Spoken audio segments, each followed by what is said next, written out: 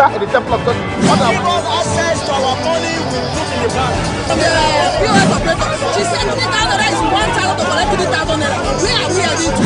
I've always said there are two sets of people on earth, the oppressors and the oppressed. And in between are the cowards and the hypocrites. Which are you? No matter how tough the challenge, how high the obstacles, we always overcome. What Nigerians need now is not about the taunting. Who can come and salvage us from where we are? Representing people. Mr. President, my people are under siege. I will place economic stability and confidence. To condemn this act and call for the immediate release of this minister.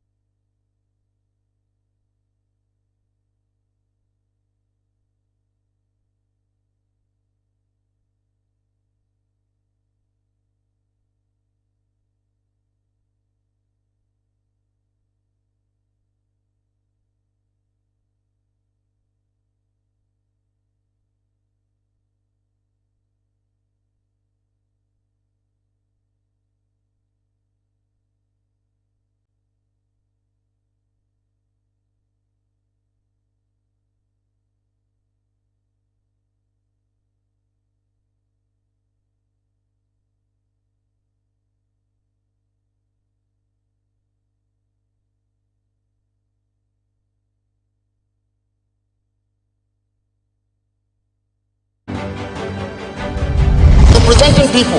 Mr. President, my people are under siege. I will place economic stability and confidence. To condemn this act and call for the immediate release of this minister in the temple of God. Give us access to our money we put in the bank. POS operator, she said 3,000 is 1,000. Where are we heading to? I've always said there are two sets of people on earth, the oppressors and the oppressed. And in between are the cowards and the hypocrites. Which are you? No matter how tough the challenge, how high the obstacles, we always overcome. What Nigerians need now is not about the taunting. Who can come and salvage us from where we are?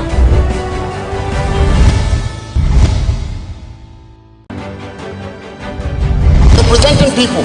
Mr. President, my people are under siege. I will place economic stability and confidence. To condemn this act and call for the immediate release of this minister in the temple of God. Give us access to our money we put in the bank. POS operator, she said 3,000 is 1,000 to collect 3,000 naira. Where are we heading to? I've always said there are two sets of people on earth, the oppressors and the oppressed. And in between are the cowards and the hypocrites. Which are you? No matter how tough the challenge, how high the obstacles, we always overcome. What Nigerians need now is not about the taunting. Who can come and salvage us from where we are?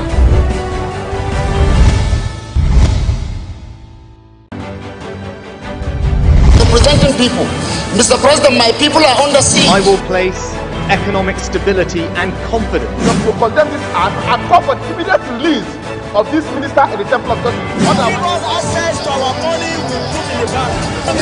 POS operator, she said 3,000 is 1,000 to collect 3,000 naira. Where are we heading to?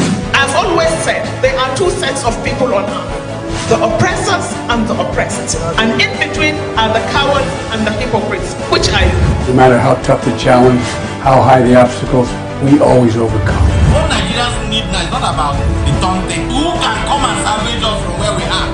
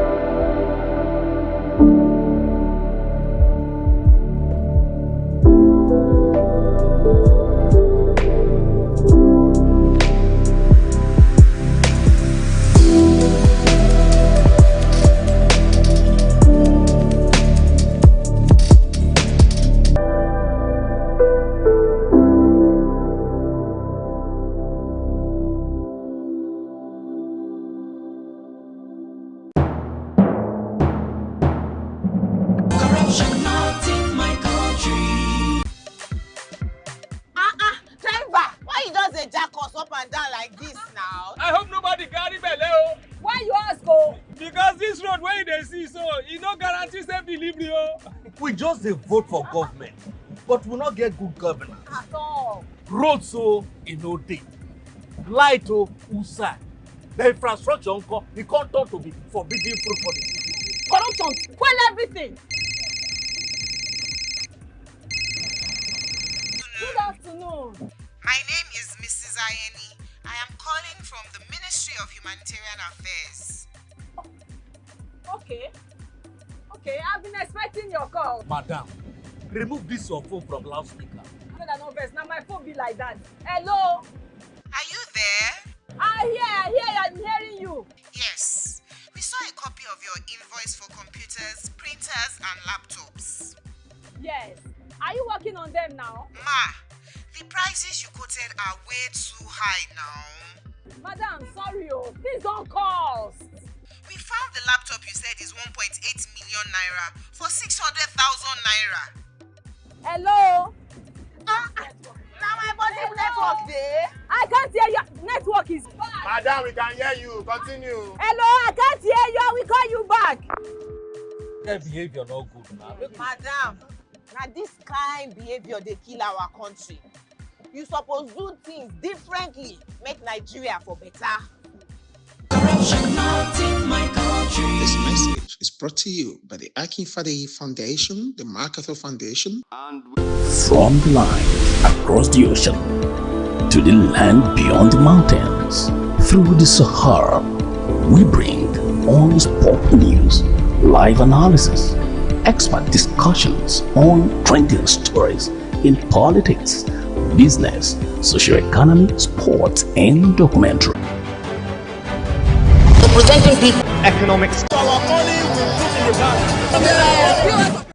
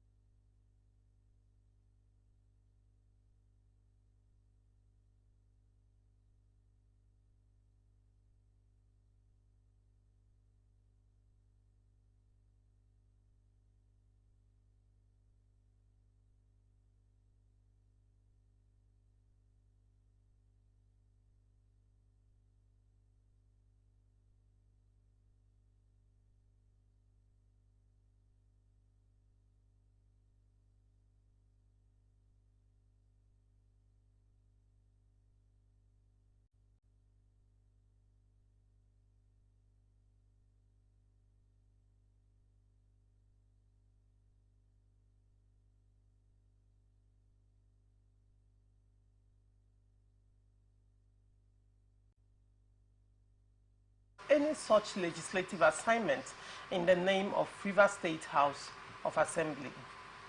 A three-man panel led by Justice Jimmy Olukayode Bada, while delivering the judgment in the suit, upheld the appeal filed by a factional speaker of the River State House of Assembly, Martin Amehule, and 24 others against the speaker, Victor Okojumbo, and 2 others. The court, in its determination of the issue of jurisdiction of a lower court to hear and also grant an ex parte order, held that the Federal High Court is exclusively and mandatorily the only court that can hear such matters and not a state high court, citing section 273 of the Constitution. Let me start with you, Jamala. What is your take on this development? All right. I think let me start by saying the section is section 272 sub 3. Okay. Not section 273. Yeah. Yes. Yes, what have transpired yesterday, the ruling of the Court of Appeal, is not something strange to law.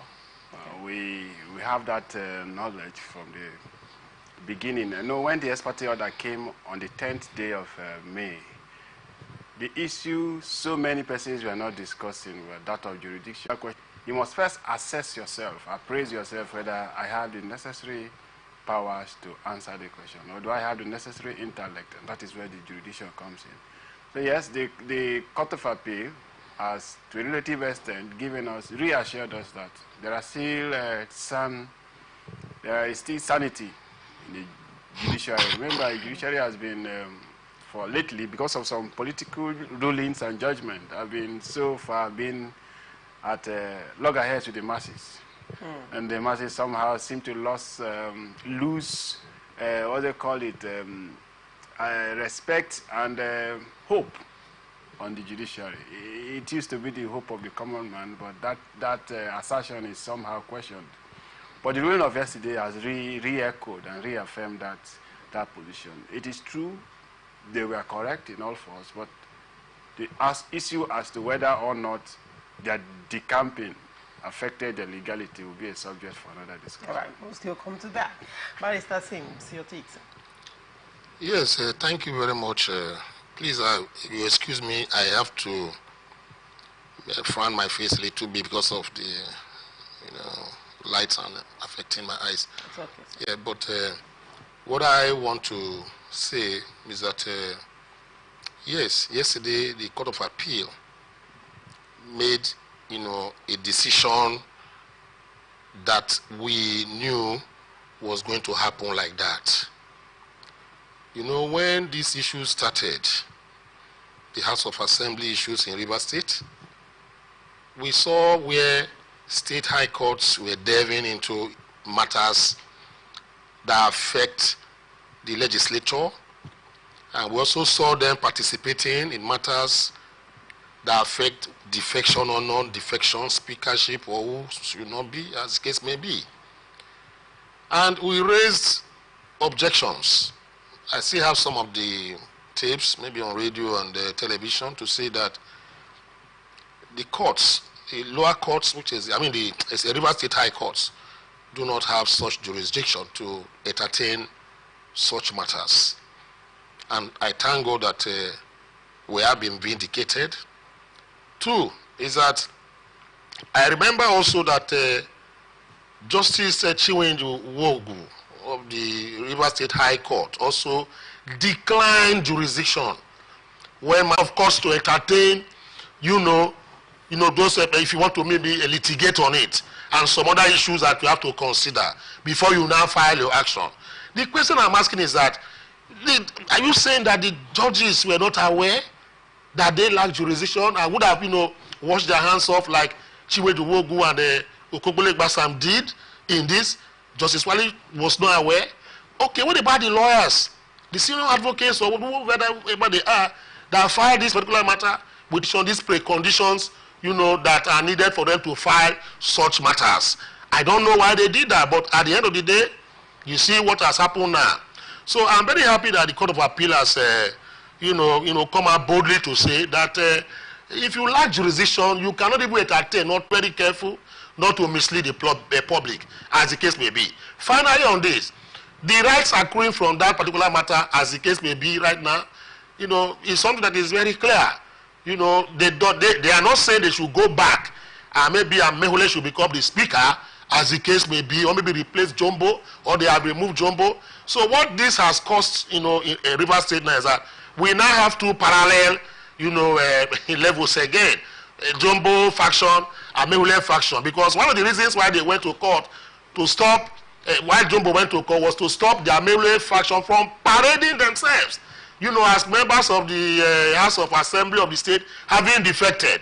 So it means that they have to go back to status quo, before they went to court, which means that you are going to be seeing meetings being held, by the, or maybe proceedings being held. The plaintiff himself or the claimant in the circumstance, that is to say the writ of summons or any of the originating motions.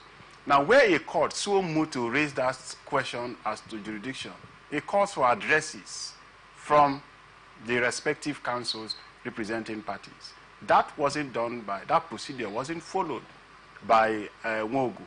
That is the cross of our own argument with respect to his declaration. It is when you ask the court, the lawyers, please, from the processes I found before me in this court, do you think I have jurisdiction? Address me on that. Then the parties will either argue orally or file their written addresses. Then the court can now make a ruling. So it's different. That of my lord, the Honorable Justice, things that the State Assembly can dabble into, National Assembly can dabble into. So if you read it too, I have this conversation with lawyers, even in the office. Some were holding the view that the State High Court, if you read with Section 251, had that jurisdiction, and I said no, shall. The specific mention of the Federal High Court is to deliberate exclusion of all other courts in the country. So I believe we should try to separate them. Nwogu was right in his thinking of the law, was wrong in the procedural of arriving at that decision. Right. Well, I don't know let me just, you see, I don't like, stretching legal limits and whatever we are discussing if we are periscoping an issue. I'm very happy that he said, he was right, on the basis of the law, but procedurally, which we call technicalities, he was wrong. But as the case may be, let me say with due respect, assuming so, because you see, the bastion of hope or last hope for the common man is the judiciary. Therefore, if an issue is before you, and you go through the processes filed before you, the court can on its own sumo to come out and say, look, address me on jurisdiction. I feel I lack jurisdiction on this matter. Can you address me? But that's the point I said. That's what I'm saying. He has that option, but he did not avail the parties in this particular suit that was, discountenance yesterday by the Court of Appeal of these options that were left to him. He went ahead to enter into the arena, you understand, and gave a decision, an expert decision. Let me give you for an example what is imminent urgency that is involved here. The court said there was none. And you lack jurisdiction. These are things I feel the judge, I'm not trying to poo-poo the judge. I know we make mistakes. Judges make mistakes. Even lawyers, we do make mistakes too. That's why we call it legal opinion. My opinion might be different from yours, but it does not mean that we are not lawyers. We are lawyers, as case may be. But we are saying he should have, as an experienced judge and a hallowed one for that matter, I believe he should have profiled all these things and given them ambit to operate. Otherwise, it will not go to, where people normally say that most judges in Nigeria today make their political view, make their legal view, from their political view. That is most judges. That is, I was so scared when I read an article on this written by a highly respected scholar, an erudite scholar, this former NHRC man, Odinkalu. He said most judges in Nigeria, they put their political views on their legal view, which is very wrong. That is, it's a sad commentary. And I think I commend the Court of Appeal, and most judges should take note from this and begin to be very upright. And after the ex parte order, there was also an interlocutory order that backed it up when the ex parte order expired. If the appeal court nullified that ex parte order and also said that in the first place they do not have the jurisdiction to entertain that matter, which means according to the appeal court, they assumed that matter was not entertained in the first place. Now, how... Remember when these lawmakers defected sometime in December, I think it was December 10th of 2023, to the APC. Some persons argued so strongly that Section 109 subsection... Reasoning of which people? The reasoning of those who believed that their seats are still vacant. That's as I'm laying the foundation. Yes. Those who believe that their seats were vacant. Now, Edison and others were suspended. They were never expelled or removed by whatever court order from the process. Now, I gave an analogy somewhere. If I belong to a house, and my father, for one reason or the other, asked me to leave the house, then I still come back to the house. Do I have the legal right to come back to the house? Even when my father is alive, can I still come back to the house? That was what Edison and others did. They were challenging the legality otherwise of their... Edison, challenging. Yes, of the alleged suspension of the speaker in that process. So they believe that since these persons have defected, Section 101 is caught up with them, and therefore we are the only members. By an order of court too, in Port Harcourt, River State High Court, a High Court, impersonating themselves. Okay, if the order of Justice Danagugu is to be upheld, yes, according to what you said, that Justice Danagugu recognizes persons as validly members of the House. Saying the same thing.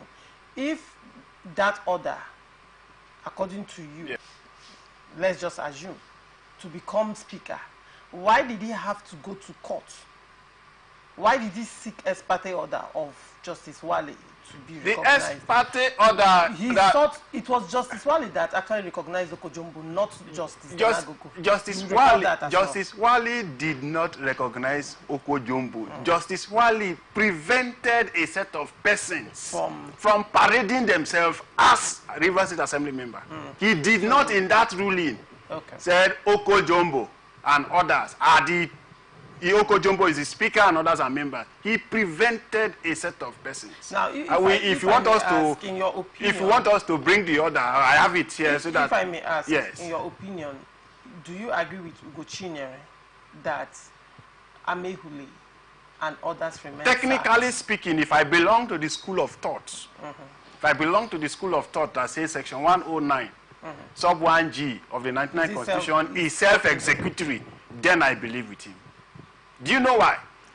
If the Section 109, if we are to live in a sinner country where laws are held supreme, where the rule of law operates, no matter the level you operate in life, upon defection, look at the state of Cross River State House of Assembly. Upon defection. All right. Now, what you that defected need to do is to challenge that declaration of your seat vacant. All right. And when you go to challenge, you said I defected on so and so grounds. If those grounds are the ones allowed by Section 109 sub 3, sub 1G of the 99 Constitution, there are just two windows for you to do that. And it is only one window that avails them because they cannot be there. There is no anything like their party has not been merged, it has not been scrapped. They only said there was a division, and that division, it's their own interpretation because we know division has been laid down by the Supreme Court that division must trickle from national down to ward. We must have two nationals chairman contending for the same position down to the ward level. But that is not the position in River State. That is why they are coming back to say they never defected. Very quickly, before Barrister Singh, in a minute, before I come to you and you have the floor, very quickly. There is provision for defection, correct? Yes, there is. Okay. Would you say that the Amehule defection is political and not constitutional? Because there was a televised broadcast where they said they have defected. But the PDP has come out to say that they have not officially received any letter from their ward chairman saying that they have resigned from the party. Hold on. They are still authentic members of PDP. And on the other hand, according to legislative procedure, they are supposed to write a letter and submit to the speaker. And the speaker himself defected, so no letters were given to him that the House of Assembly can hold on to and say these are the letters by these defected lawmakers. Now, on the other hand, APC cannot lay claim to their membership because they are not found in APC register. Neither have they been given form of recognition by APC. So you can't find trace of these people or lay claim to them as APC members because they have not registered in the party. And then in PDP, they have not formally resigned according to constitutional provision. What constitution? So now, constitution of PDP or constitution of Nigeria? Does it hold water? I want to ask you that so that I will address. The party constitution. Yes, the party's constitution is their own internal business from your ward, resigning from your local government, addressing your state, then national. Those are internal affairs of the political party, and court will not dabble into that. What marks defection of a lawmaker, national or state, is the fact that you communicate that your decision to the Speaker of the House. In the second, if you are to be in the Senate, to the Senate President. And the Senate President will make that announcement. How do you communicate to the Senate? It's by a letter.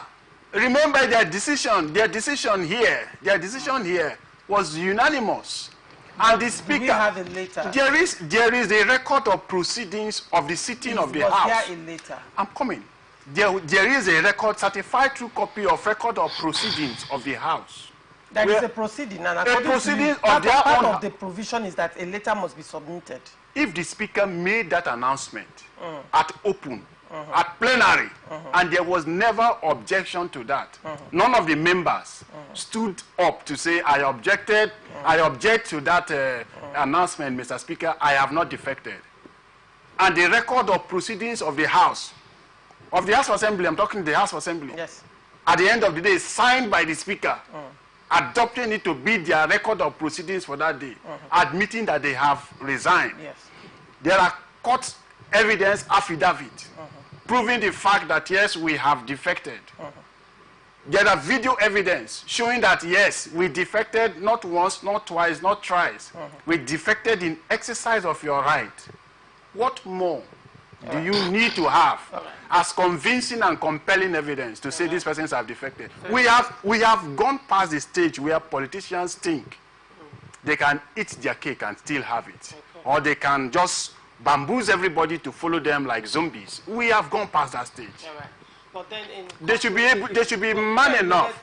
They should be man enough to handle their decisions. All right, but and very quickly, before you've had enough time. But I just want to bring up something with everything you've said. Okay. You were very strict on procedure. Yes. Right? And you said there has to be a procedure, there has to be a letter submitted. And so far in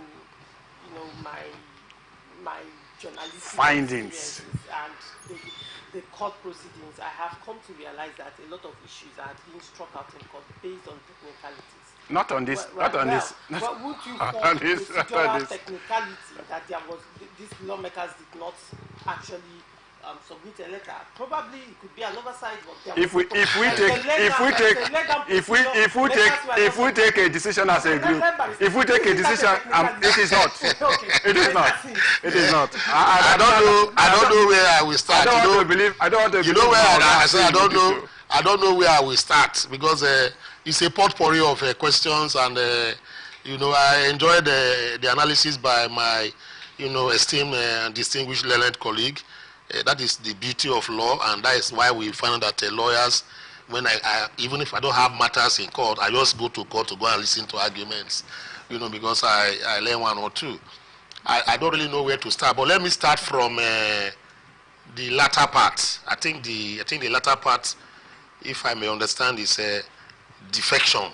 Per se, what is the meaning of defection? Well, I have read so many articles on that.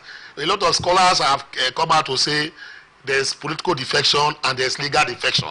You understand the point? But the only thing I understand in this particular matter is this. Number one is this. From my own periscoping of the issues here, is that as at the time the Amehule faction, so-called defected, what now happened was this. Who was the speaker as at that time? The speaker as at that time was Amehule. Amehule, who is the speaker, was supposed to receive the letter of defection. Do you understand? Yes. But coincidentally, either by accident or by divine arrangement, he was part of the 27 or 20, I don't even know how many they are, I think 23, 24, 25.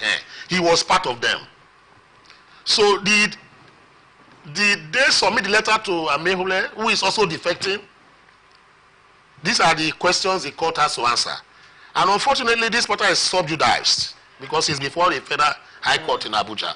So, but these are pertinent questions. That you transmit the letter to the Speaker of the House, that you are no longer whatever, and the Speaker now will not declare their seat vacant. As at the time the defection took place, it was Amehule that was there. Amehule could not have declared his own seat vacant by virtue of Section 109G. That is the Nigerian political saying we found ourselves anyway. Because people eat their cakes and have it. Let me just use that word. So that is the reason why that did not take place. I don't know how they're going to resolve that. Whether it was proper or they will just do their defection and they will just draw the letter somewhere and say the speaker coming in should come and take the letter. I don't know how that is going to pan out. Two is this. They now said that defection, per se, from what I gathered, because we are learning every day, that for defection to be effective, that you must have to do this first of all. Two, you notify the party you are defecting to from the state to the national, or from national to the state. You address them, you send copies of those letters and the reason why you are defecting, to them and to your own political party. You understand the point now? I don't know if all these things were followed because I am not their lawyer. I have not profiled their cases. Then the next said that once that is done, then your name will now be registered, put on the register of membership of the party you are defecting to. In Nigeria, a lot of things take place. Somebody might defect today, the following day his name is on the register of the party he defected to. So they are saying these are the ingredients that must be present, before an effective defection can be attained. That is the argument. But me, I'm waiting to see how the court is going to